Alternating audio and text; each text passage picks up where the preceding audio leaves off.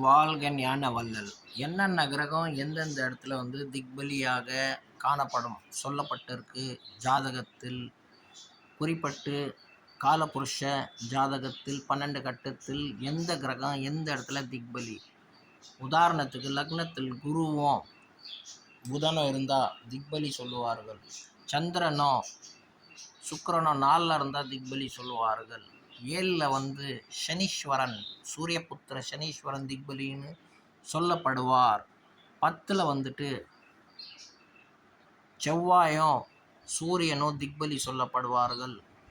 7ல் சனீஸ்வரன் திக்பலி சொல்லப்படுவார்.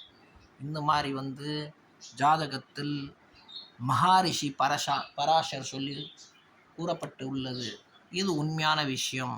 பழக்கத்துலேயும் அது நம்ம ஜோதிடத்தில் ஆராய்ஞ்சி பார்க்கும்போது இது அத்தனை விஷயங்களும் பக்காவாக இருக்குது, ஸ்பஷ்டமாக இருக்குது.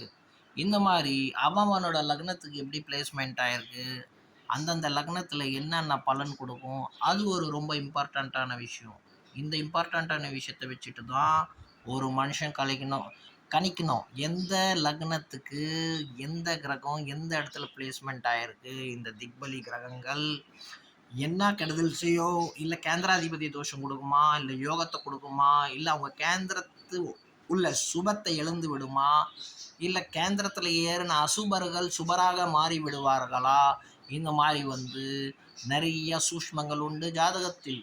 உங்கள் ஜாதகத்தில் அந்த மாதிரி சில அமைப்புகள் உண்டானன்ட்டு ஆராய்ச்சி பண்ணி பார்க்கணும். பார்த்துட்டு சொல்லணும், இந்த திசை, இந்த புத்தி, இந்த கிரகம் உங்களுக்கு எப்படி ஃபேவரபுளாக இருக்கும்.